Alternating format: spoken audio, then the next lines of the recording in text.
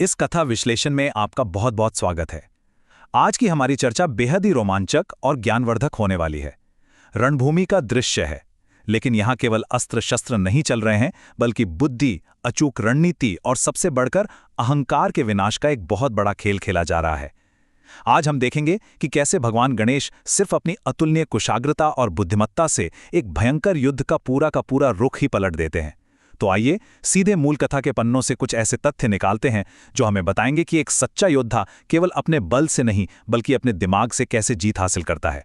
तो चलिए सीधे इस कहानी में गोता लगाते हैं। जरा इस तनावपूर्ण दृश्य की कल्पना कीजिए। एक तरफ है वृंदा जो क्रोध की आग में जल रही है और भगवान गणेश का पीछा कर रही है। वो चिल्ला रही है कि वो गणेश जी को धरती या पाताल कहीं भी छिपने नहीं देगी।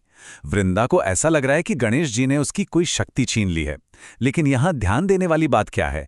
गणेश जी पलटकर कोई प्रहार नहीं कर रहे हैं, बिल्कुल नहीं। वो जानबूझकर युद्ध को टाल रहे हैं क्योंकि वो किसी स्त्री पर हाथ नहीं उठाना चाहते। इसके बजाय वो अपने वाहन मूषक जी के साथ एक बहुत ही सोची समझी रणनीति के तहत वृंदा को एक खास दिशा में ले जा रहे हैं।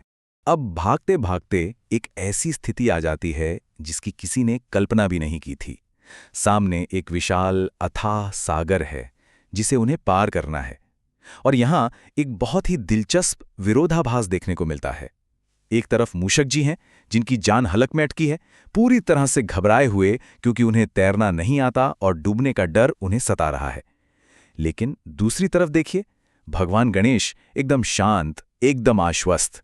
इस भारी संकट के बीच भी गणेश जी मूषक जी को बस एक ही निर्देश देते हैं, मुझ पर विश्वास रखिए और बिना किसी संकोच के इस सागर में उतर जाइए। और जैसे ही मूषक जी सागर में छलांग लगाते हैं, एक चमत्कार हो जाता है। वो अचानक खुद ब खुद तैरने लगते हैं। यहां गणेश जी हमें बहुत ही गहरा और दार्शनिक पाठ पढ़ाते हैं। वो बताते हैं कि हम सभी के भीतर न जाने कितनी ही छिपी हुई क्षमताएं और संभावनाएं मौजूद हैं, जो सिर्फ और सिर्फ विपरीत परिस्थितियों में ही बाहर निकल कर आती हैं। जब हम संकट में होते हैं तो हमारे अंदर का वो सोया हुआ साहस हमें वो सब करने की ताकत दे देता है जिसके बारे में हमने कभी सपने में भी नहीं सोचा होता। सच कहूं तो यह सिर्फ मूषक जी के बचाव का पल नहीं था, बल्कि हम सब के लिए एक बहुत बड़ा लाइफ लेसन था। खैर, इस विशाल सागर को पार करने के बाद ये भागम भाग एक बहुत ही शांत लेकिन जीर्ण शीर्ण स्थान पर आकर रुकती है। गणेश जी वृंदा को भटकाते हुए एक पुराने खंडहर और मंदिर के पास ले आते हैं। और आपको बता दूं, ये कोई साधारण जगह नहीं है। ये बिल्कुल वही स्थान है जहां वृंदा कभी गहरे ध्यान और कठोर तपस्या में लीन रहा करती थी। इस खंडहर हो चुके मंदिर को देखते ही वृंदा के मन में अनगिनत सवाल खड़े हो जाते हैं। आप समझ रहे हैं ना, गणेश जी का असली मकसद वृंदा से लड़ना था ही नहीं। उनका मकसद तो उसे खुद के भुलाए हुए सत्य का सामना कराना था। और ये बहुत ही शानदार तरीके से दर्शाता है कि कैसे एक व्यक्ति की पूरी पहचान बदल सकती है।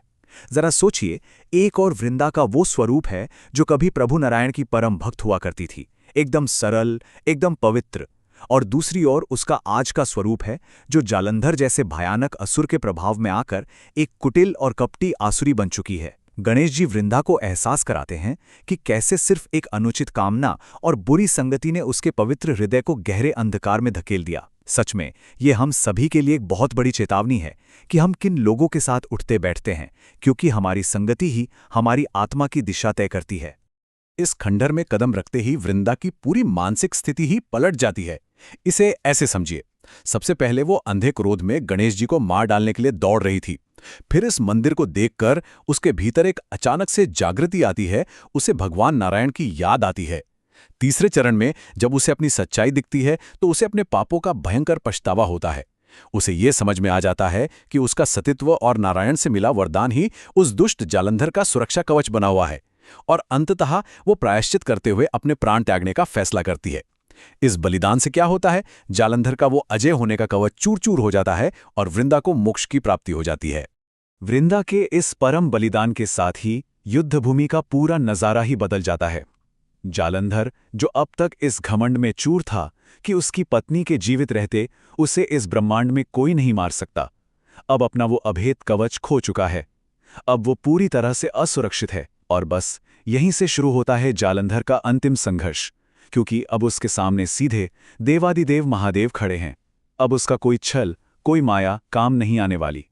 तो यहाँ समझने वाली सबसे महत्वपूर्ण बात यह है कि जब महादेव का त्रिशूल जालंधर पर प्रहार करता है तो वो सिर्फ उसके भौतिक शरीर को खत्म नहीं कर रहा होता। असल में यह प्रहार उसके अहंकार पर है। अहंकार यानी खुद को सबसे श्रेष्ठ मानने का वो झूठा भाव जो इंसान को परम सत्य से अंधा कर देता है।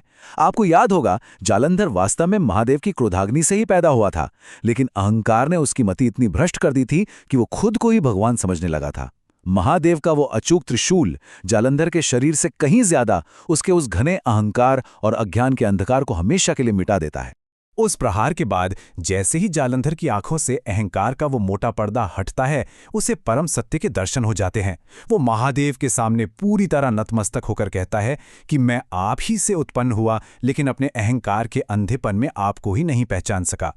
अपने अहंकार से मुक्त होने के बाद जालंधर बहुत ही विनम्रता से महादेव, कार्तिकेय और भगवान गणेश से क्षमा मांगता है, और महादेव वो भी एक दयालु पिता की तरह उस पश्चाताप करती हुई आत्मा को माफ कर देते हैं और उसे वापस अपने भीतर समाहित करके उसे मोक्ष प्रदान कर देते हैं। चलिए अब जालंधर के अंत के बाद के हालात पर नजर डालते हैं। देवताओं के बीच तो जीत का जश्न मन रहा है, लेकिन यहाँ एक बहुत ही रोचक बल्कि थोड़ा हास्यास्पद घटनाक्रम होता है। जैसे ही संकट टलता है, देवराज इंद्र तुरंत वहां से भागने की तैयारी करने लगते हैं। ऐसा लगता है मानो उन्हें कोई बहुत ही जरूरी काम याद आ गया हो। तभी देवर्षि नारद वहां पहुंचते हैं और इंद्र की इस स्वार्थी प्रवृत्ति की पोल खोल देते हैं। वो बताते हैं कि कैसे देवता सिर्फ मुसीबत के समय ही महादेव और गणेश जी को याद करते हैं और काम निकलते ही तुरंत किनारा कर लेते हैं। सच कहूं तो नारद जी का यह कटाक्ष हमारे मानवीय स्वभाव का भी एकदम सटीक चित्रण करता है। और हाँ, इस पूरी बातचीत के दौरान ये भी सामने आता है कि जब युद्ध चल रहा था तब देवर्षि नारद कहाँ थे। तो पता चलता है कि वो भगवान गणेश की स्तुति रचने में मग्न थे, और वो महान स्तुति है संकट नाशनम गणेश स्तोत्रम। इसमें भगवान गणेश के 12 अत्यंत शक्तिशाली नामों का वर्णन किया गया है। नारद जी की रची इस स्तुति को सुनकर भगवान गणेश इतने प्रसन्न होते हैं कि वो वरदान देते हैं, जो भी इस स्तोत्र का सच्चे मन से पाठ करेगा उसके जीवन की सारी बाधाएं दूर हो जाएंगी और उसे हर कार्य में परम सफलता मिलेगी। लेकिन रुकिए, कहानी अभी खत्म नहीं हुई है। जालंधर मारा जा चुका था, लेकिन उसके द्वारा अपनी माया से बनाया गया वो मिथ्या कैलाश यानी नकली कैलाश अभी भी वहीं खड़ा था। भगवान गणेश और मूषक जी फैसला करते हैं कि वो वापस उस भयानक जगह पर जाएंगे और इस नकली कैलाश को जड़ से मिटा देंगे। मूषक जी थोड़ा घबराते हैं, लेकिन गणेश जी का स्टैंड एकदम क्लियर है। किसी भी तरह के भ्रम या असत्य का नामो निशान भी नहीं बचना चाहिए, क्योंकि जो साम्राज्य धोखे की नींव पर खड़ा हो उसका गिरना तय है। और ये विचार हमें एक बहुत ही गहरे दार्शनिक सिद्धांत की ओर ले जाता है। इस संसार में जो भी मिथ्या है, जो भी झूठ है, उसका अंत होना ही चाहिए, ताकि असली सच सबके सामने आ सके। कोई चाहे कितना भी बड़ा भ्रम क्यों ना खड़ा कर ले, अंतिम सत्य बस एक ही होता है, और होता भी यही है। जैसे ही भगवान गणेश वहां पहुंचते हैं, जालंधर का वो मायावी और झूठा कैलाश पलक झपकते ही वहीं समाप्त हो जाता है जहां से वो पैदा हुआ था। आइए आगे बढ़ते हैं और देखते हैं कि इसके बाद क्या होता है। असत्य का विनाश करने के बाद भगवान गणेश और मूषक जी आखिरकार अपने वास्तविक और सच्चे कैलाश की ओर लौट पड़ते हैं। इस वापसी की यात्रा का वर्णन इतना मनमोहक है कि आप बस कल्पना कीजिए। युद्ध और उस पूरी भागदौड़ की अशांति के एकदम उलट यहाँ का माहौल बेहद निर्मल और पवित्र है। सुंदर आकार लेते हुए बादल, ताजे फूलों की वो मादक सुगंध और एकदम शांत झरने, ऐसा लगता है मानो प्रकृति ने खुद अपना नया श्रृंगार किया हो। लेकिन इस अपार शांति के बीच भी एक बहुत बड़ा विरोधाभास मौजूद है। एक तरफ तो वो दिव्य शांति है जहां गणेश जी और मूषक जी वन की सुंदरता का आनंद ले रहे हैं और माता पार्वती के लिए बड़े प्रेम से बेर तोड़ रहे हैं। लेकिन वहीं दूसरी तरफ उसी जंगल के एक अंधेरे हिस्से में अब भी बुराई घात लगाए बैठी है।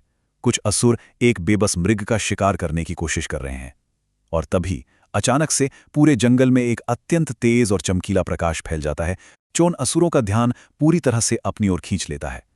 वो चमकीला प्रकाश कोई साधारण रोशनी नहीं थी, बल्कि वन में उपस्थित एक रहस्यमयी और असाधारण रूप से सुंदर स्त्री के तेज से आ रहा था। असुर अपना शिकार भूलकर मंत्रमुग्ध होकर उस रूपवती स्त्री की ओर खिंचे चले जाते हैं। अब यहाँ सबसे बड़ा सवाल खड़ा होता है कि इस घने जंगल में ये रहस्यमयी और सुंदर स्त्री आखिर है कौन, और उसका इस तरह अचानक सामने आना इन आसुरी शक्तियों के लिए कौन सा नया और बड़ा संकट खड़ा करने वाला है। इस रोमांचक रहस्य का पर्दा हम उठाएंगे हमारे अगले कथा विश्लेषण में। तब तक के लिए सत्य और बुद्धि की इस अद्भुत विजय पर विचार जरूर कीजिएगा। मिलते हैं।